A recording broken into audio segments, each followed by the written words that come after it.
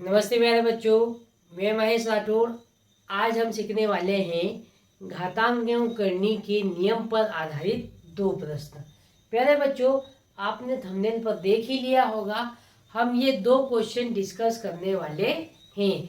Video बड़ा ही interesting होने वाला है, तो आप इस वीडियो को लास्ट तक देखिए, जिससे आपको इस प्रकार के क्वेश्चन को कैसे करना है स्टेप बाय स्टेप मैं इस वीडियो में आपको बताने वाला हूँ। और प्यारे बच्चों, अगर आप इस चैनल पे नए हो तो इस चैनल के साथ जुड़ जाइए, इस चैनल को सब्सक्राइब कर लीजिए और बेल आइकन के बटन को भी ऑन कर दीजिए, ताकि आपको अगले वीडियो की नोटिफिकेशन सबसे पहले मिल सके।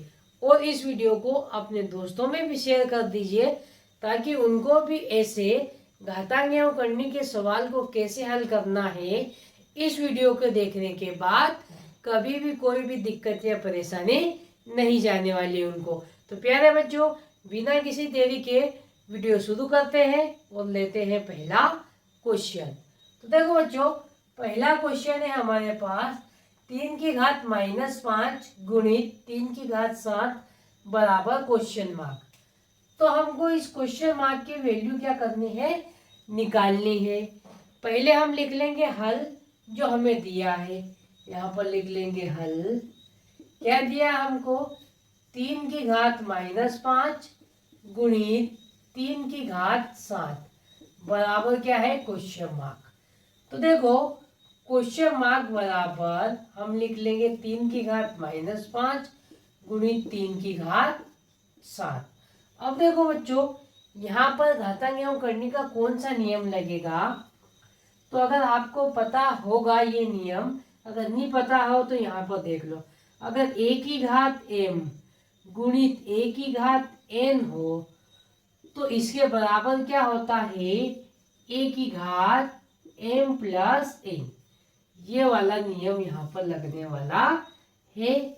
ये नियम की कंडीशन क्या रहती है, अगर आधार समान है और बीच में गुणा का चिन्ह है तो घातों को हम क्या कर देते हैं, जोड़ देते हैं।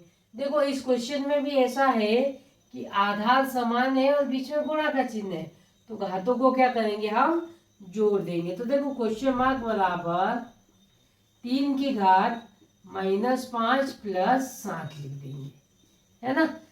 ये वाला नियम लगा दिया। यहाँ पर आधार समान है तो घातों को क्या कर रहे हैं, जोड़ रहे हैं। अब देखो बच्चों, ये घातें आपस में क्या हो जाएगी, जुड़ जाएगी।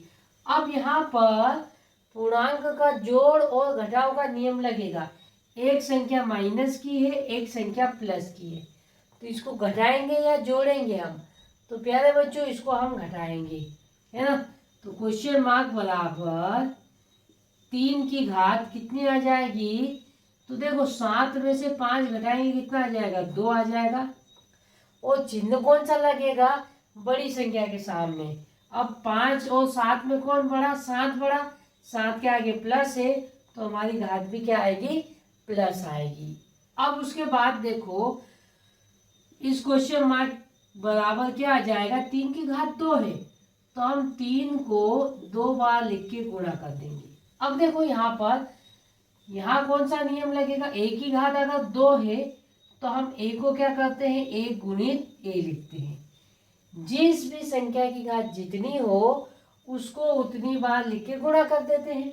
यहाँ पर देखो, 3 की घात 2 थी तो 3 को 2 बार लिख के गुणा कर देंगे। तो क्वेश्चन मार्क की वैल्यू कितनी आ जाएगी, 3 3 9।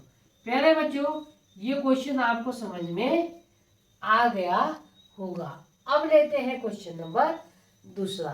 तो देखो बच्चों, क्वेश्चन नंबर दूसरा क्या है, 7/6 की घात 3, फिर बड़ा कोष्टक उसकी घात कितनी है, 5 है।